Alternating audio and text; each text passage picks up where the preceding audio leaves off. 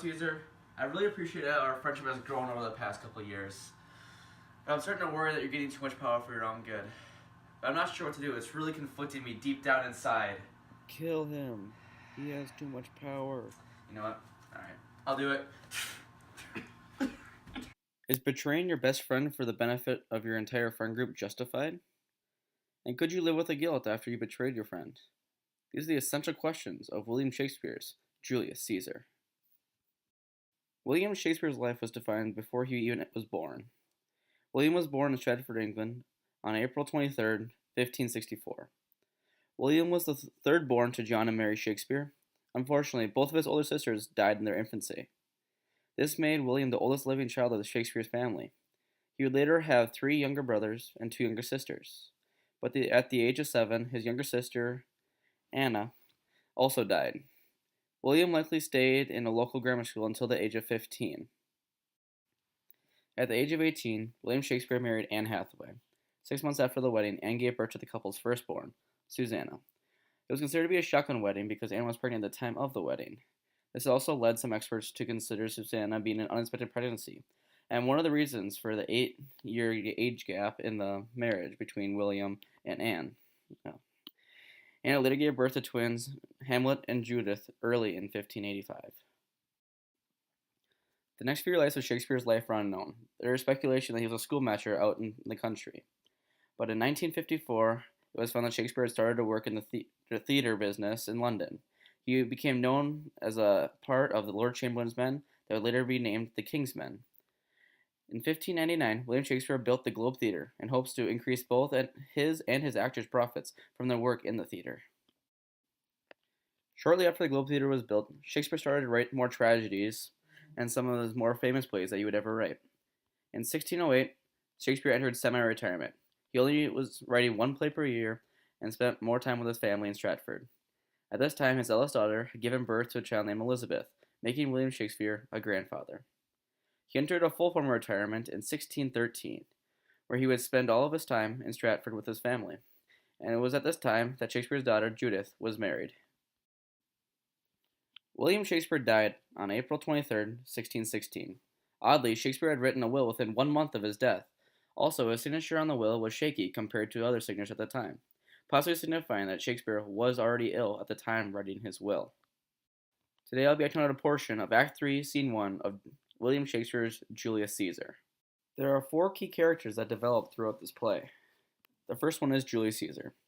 Julius Caesar is portrayed as both a humble politician and a tyrant about to take over Rome.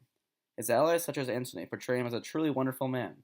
He has refused the crown 3 times, but his enemies believe that Caesar is faking, and he will become the king of Rome very soon. After he becomes king, he will rule over it with an iron fist.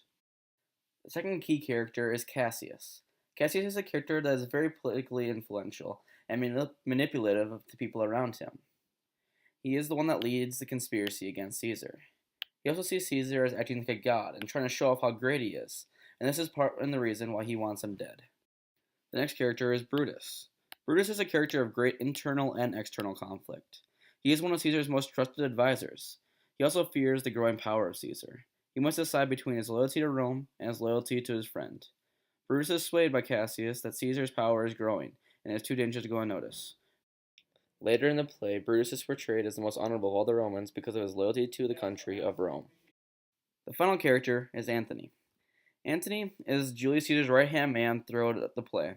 He is a persuasive speaker and has great influences on the direction the play takes. Antony spends the first part of the play falling around Caesar, agreeing with everything he says, in a way, just kissing up to Caesar.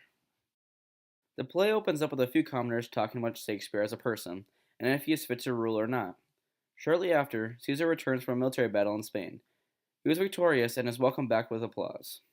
Here, Antony and a few others try to offer Caesar the crown and becomes king, but Caesar refuses.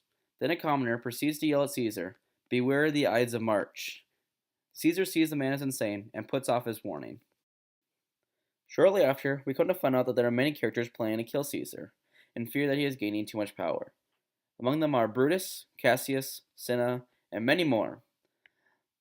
Then the Ides of March come to pass, and on the day, Caesar's wife encouraged him not to go and stay home with her. But it does not work, as Caesar goes to the capital on the day of the Ides of March. And this is where my scene picks up, with Caesar talking to other politicians of Rome in the capital. In this portion of Act 3, Scene 1, I'll be playing the parts of Metellus Cimber, Julius Caesar, Brutus, and Cassius. My brother will be playing Casca, and my father will be acting as Cinna. Tyranny!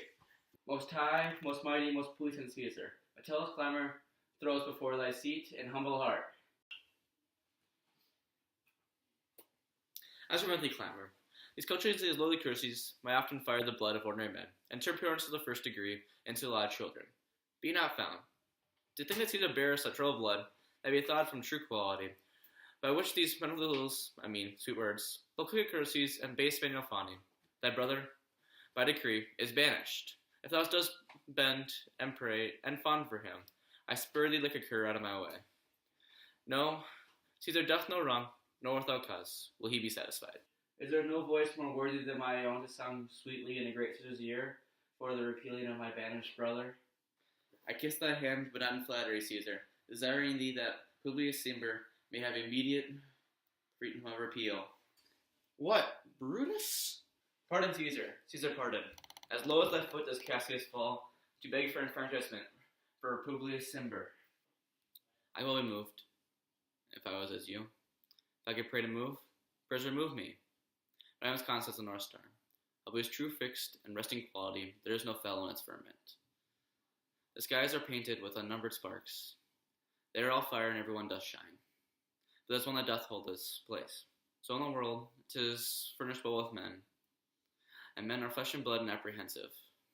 Yet in number I know but one that is unsaleable in his rank, unshaken of motion, and that I am he. Let me a little show that even in this I remain constant. Cimber should be banished, and constant remain to keep him so. O Caesar, hence!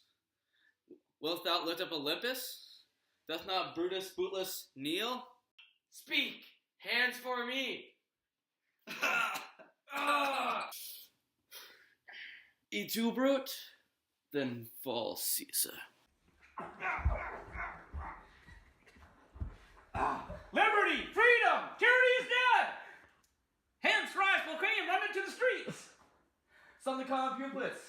Liberty, freedom, and enfranchisement! Shortly after killing Caesar, Brutus and their conspirators go to address the Roman people and explain for the reason they have just killed Caesar. They say it's because they did not want a tyrant to rule over Rome. Then Antony, Caesar's right-hand man, is allowed to talk about the life of Caesar, and that he should be remembered as a hero. He also subtly tells the people of Rome that this means civil war, and Caesar must be avenged. This leads Brutus, Cassius, and the rest of the conspirators to go into hiding as they are scared for their lives. It is shortly later that Brutus sees the ghost of Julius Caesar, and he interprets the ghost presence as the fact that he will soon die as well. Octavius, Julius Caesar's nephew, is also brought into the picture, and he is going to help track down and kill his uncle's killers. To uncover the ending of this thrilling play, read Julius Caesar by William Shakespeare. There are also many themes that are present throughout this play. Experts at owleyes.org expressed their belief that Julius Caesar contains many underlying themes, such as fate and scene omens. An example of this would be when the soothsayer warned Caesar of the Ides of March, as well as Brutus seeing the ghost of Julius Caesar and interpreting it as his own death to come. The authors at BritishLibrary.uk believe that the power of rhetoric is another important theme. Antony is an example of one that uses his speech to influence people of Rome and turn them on the murders of Julius Caesar. Another example would be Cassius persuading Brutus to join the conspiracy against Caesar. The play Julius Caesar also contains a unique connection to the history of the United States. John Wilkes Booth was quoted in saying the line, "Sic semper tyrannis," meaning thus ever to tyrants, shortly after he shot Lincoln. This is the same line that Brutus is said to have told Caesar as he killed him. It is also said that John Wilkes Booth had acted in the play Julius Caesar just 1 year before the assassination. Julius Caesar was included in Shakespeare's first folio and had a constant stream of support from the viewers of the play. It was initially written for the English crowds who at the time had a fascination in classical history. Julius Caesar was written in 1599, the same year the Globe Theatre was built. Julius Caesar was written around the same time as the other classic tragedies of Hamlet and Macbeth. All these plays contain similar ideas and occurrences, such as the appearance of ghosts throughout the play. Caesar, Banquo, and Hamlet all appear as ghosts to enlighten characters about past or future events. The three plays also contain the idea of betrayal for both power and freedom. Hamlet was betrayed by his brother when he was killed by him in his garden, very similar to Caesar being killed by his friend Cassius and all his other friends. Macbeth also killed his friend to gain power and become king. Julius Caesar is a captivating play that uses the ideas of betrayal and its outcome to tell a story that can be interpreted in many different ways. One can see it as the death of an unsurpassed ruler coming to power in Rome that would lead them to prosperity and victory. Another could see it as the saviors averting control of a tyrant. It takes the decisions of the conspirators and highlights the outcomes. They may have done a great thing for their country, but they'll be remembered as murderers. The play also includes the conundrum of who to be loyal to. When Brutus has to decide between his friend and his country, his conflict is shown and felt, as well as the guilt he experiences when Julius Caesar's ghost confronts him later in the play. Make sure you get to experience this enticing play by reading Julius Caesar by William Shakespeare.